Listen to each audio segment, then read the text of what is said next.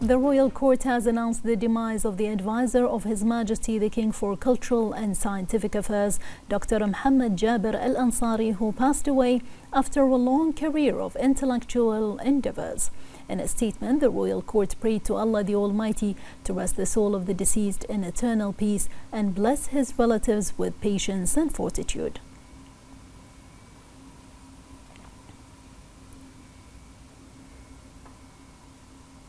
Dr. Mohammed Jabir Al-Ansari was a national icon and one of the most prominent pioneers of cultural and intellectual movements in the Kingdom of Bahrain.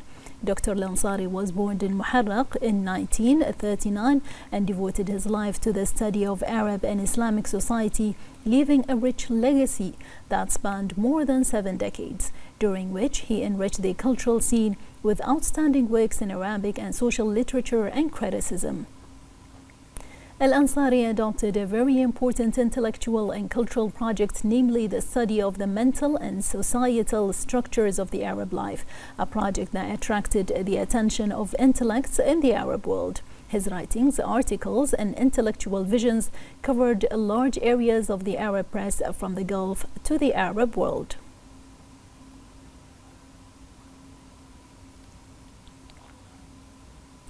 Minister of Foreign Affairs Dr. Abdul Latif bin Rashid Al-Zayani participated in the extraordinary meeting of the GCC Ministerial Council held today in Kuwait to discuss the latest developments in Syria and Lebanon. The meeting issued a statement in which the Ministerial Council stressed the importance of respecting the sovereignty, independence, and territorial integrity of Syria, rejecting foreign interference in its internal affairs, confronting terrorism and chaos, combating extremism and incitement, respecting diversity, and not offending the beliefs of others. The Ministerial Council also welcomed the steps taken to ensure the safety of civilians, prevent bloodshed, achieve a national reconciliation, preserve the institutions and resources of the Syrian state, and the decision to disband armed militias and factions and limit the carrying of weapons to the state. The Ministerial Council urged all parties and components of the Syrian people to combine efforts, prioritize the higher interest, and adhere to national unity. The Ministerial Council welcomed the call by the UN Secretary General Antonio Guterres for the establishment of a UN mission to assist and sponsor the transition process in Syria. The Ministerial Council called for the lifting of sanctions on Syria. On Lebanon, the Ministerial Council noted the GCC's firm position on supporting Lebanon's sovereignty, security, stability, and territorial integrity, and the importance of implementing comprehensive structural, political, and economic reforms to ensure that Lebanon overcomes its political and economic crisis. The Council affirmed the need to abide by the ceasefire agreement in Lebanon and stressed the need to implement Security Council resolutions on Lebanon, especially Resolution 1701 on the Ta'if Agreement to restore lasting security and stability in Lebanon. The Ministerial Council also reiterated its support for the efforts of the Group of Five on Lebanon, which highlighted the importance of holding presidential elections as soon as possible and implemented the economic reforms necessary for the Lebanese government to fulfill its responsibilities to its citizens. In regards to the Gaza Strip, the Ministerial Council affirmed the GCC's unwavering support for the brotherly Palestinian people and the defense of their legitimate rights, stressing the need to reach an immediate, permanent, and comprehensive ceasefire, and the siege imposed on the Gaza Strip open all crossings immediately and unconditionally, as well as ensure the delivery of humanitarian and relief aid and medical supplies to meet the basic needs of the population of the Gaza Strip.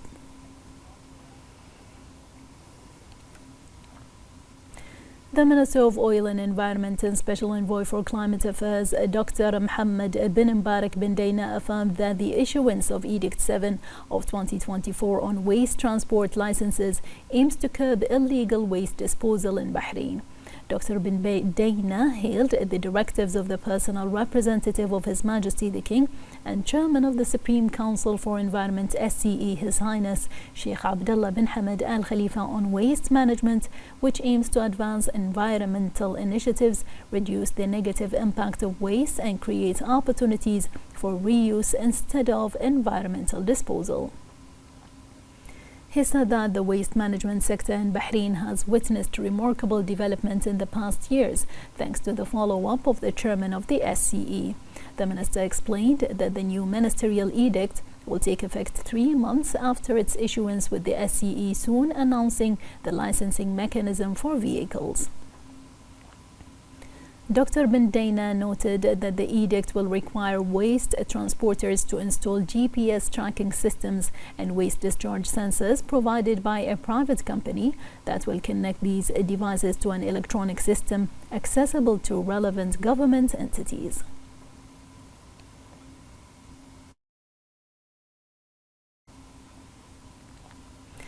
The Labour Ministry held the second ceremony to honour citizens working in high-risk occupations and fields of work as part of the implementation of the Min Ajlikum For You initiative, which is supervised by the Labour Ministry as part of the national plan to strengthen national belonging and consolidate the values of citizenship, Bahrainuna.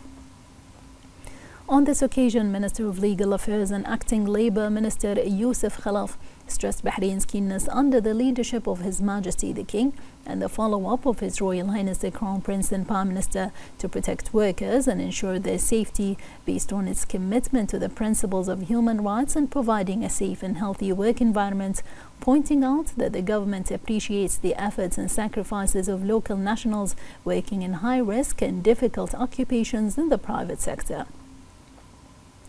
Khalaf praised the national plan Bahrainuna launched by Interior Minister and Chairman of the Ministerial Follow-up Committee, General Sheikh Rashid bin Abdullah Al Khalifa, to implement the national plan to promote national belonging and consolidate the values of citizenship, and noting that the Min Ajlikum For You initiative to honor workers in hazardous occupations came to highlight the efforts and contributions of the loyal national workforce. He stressed that practicing these occupations despite the high risk associated with performing them reflects the extent of the dedication of national workers to instill the values of citizenship and loyalty to this country in various work environments and conditions.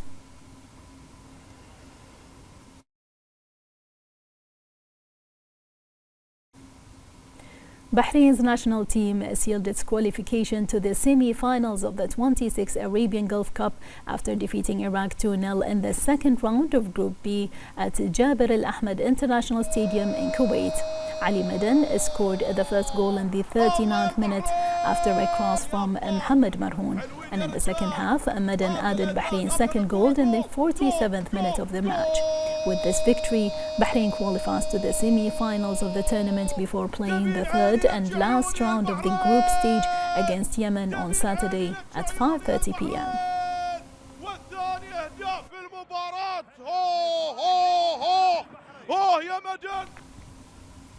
Bahrain witnessed exceptional moments of pride and joy after the national team's precious victory over the Iraqi team, securing their qualification to the semi-finals of the 26th Arabian Gulf Cup.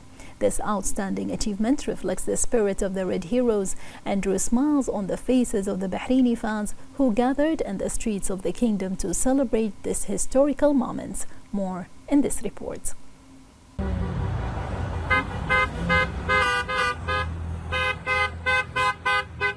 On an exceptional night in Bahrain, cheers rose and red flags adorned the kingdom, celebrating the historic victory of the national team over its Iraqi counterpart, as the Reds deservedly qualified for the 26th Arabian Gulf Cup semi-finals.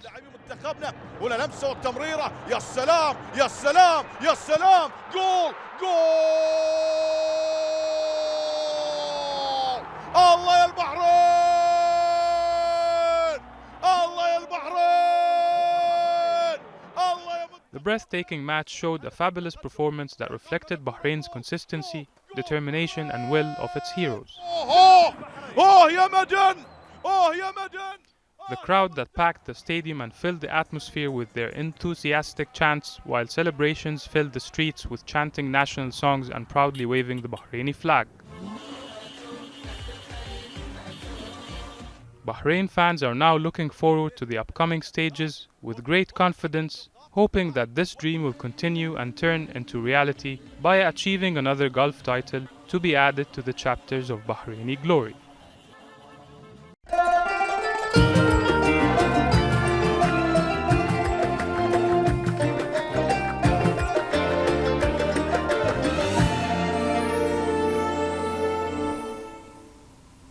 In the presence of the Minister of Tourism Fatma Sayrifi, the capital governor Sheikh Rashid bin Abdulrahman Al Khalifa attended the Bahrain Police Parade organized by the Ministry of Interior on the occasion of Bahrain's National Day and the 25th anniversary of His Majesty the King's accession to the throne and the accompanying national events.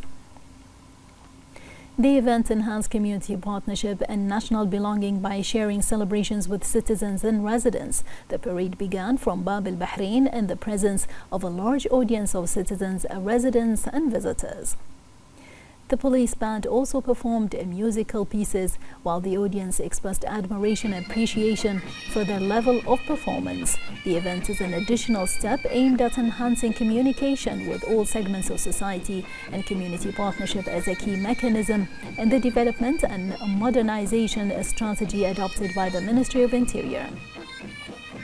The parade was attended by the Director General of the Capital Governorate Police, Brigadier Isa Al-Qattan, and a number of officials in the governorate.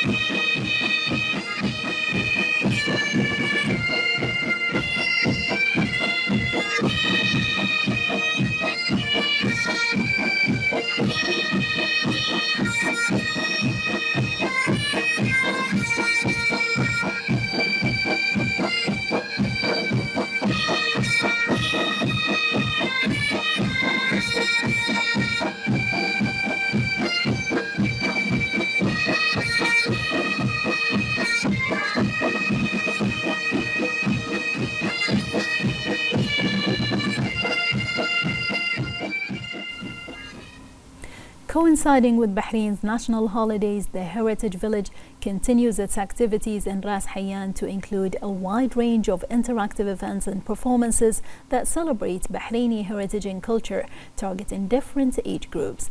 The annual festival reflects the Ministry of Information's keenness in showcasing Bahrain's authentic heritage and providing visitors with the opportunity to have a close look at Bahraini artifacts as well as the facilities and architectural models which display many of Bahrain's historical milestones.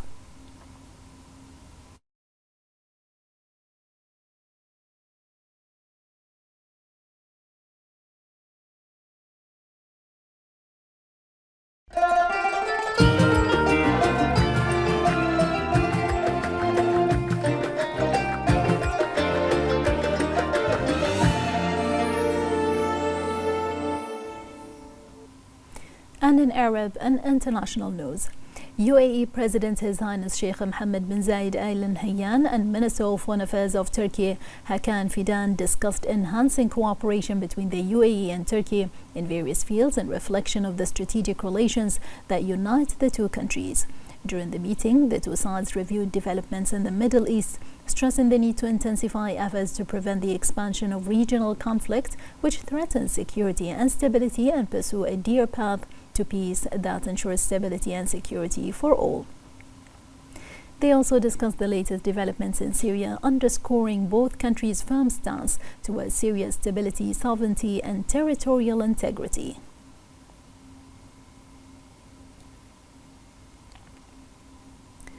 The Kingdom of Saudi Arabia and the Sultanate of Oman discussed opportunities to enhance trade exchange and industrial integration between both countries, facilitating exports and supply chains. This came during a meeting between Saudi Arabia's Deputy Minister for Industry Affairs, Engineer Khalil Ibrahim Ibn Salama, and Minister of Commerce, Industry and Investment Promotion of Oman, Qais Mohammed Al Yusuf.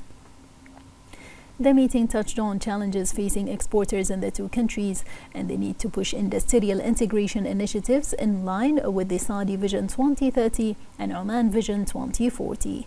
It also underscores the importance of furnishing an environment that stimulates economic cooperation and strategic integration between Oman and Saudi Arabia.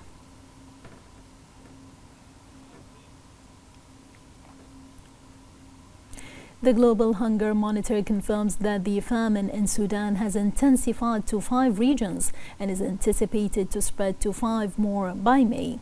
This acceleration occurs as ongoing conflict hampers essential humanitarian aid, worsening one of the most severe starvation crises in recent history.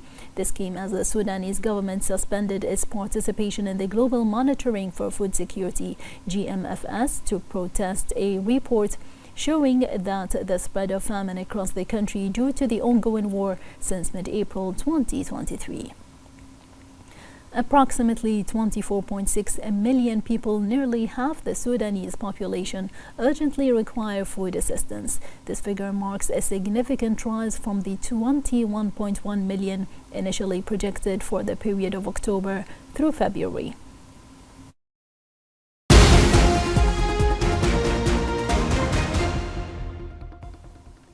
Souk al-Barkiya has become a top destination for football fans attending Khaliji Zain 26, the regional football tournament bringing together the 8 Gulf nations. Taking place from December 21st to January 3rd in Kuwait, the tournament has attracted supporters from Kuwait, Iraq, Bahrain, Saudi Arabia, Oman, Yemen, the UAE and Qatar. These fans have come not only to enjoy the football matches, but also to immerse themselves in the rich culture of Kuwait. While the tournament is the main attraction, many visitors have also explored Kuwait's famous landmarks, such as the Ant Venues Mall and the newly developed Belajat Waterfront project. However, Souk al-Barkiya is the heart of Kuwait City, remains one of the most popular spots. During Khaliji Zain 26, the souk has become even more lively as fans from across the Gulf bring their passion for football into the market. Located in the Qibla area, the souk is a vibrant historical market that showcases Kuwait's cultural heritage. As Kuwait's oldest and most famous market, Souk al-Barkiya holds a special place in the hearts of the locals. The market offers a wide variety of goods, from spices and textiles and perfumes, antiques and jewelry. Visitors can wander through its winding alleys, enjoying the traditional atmosphere and shopping for unique items.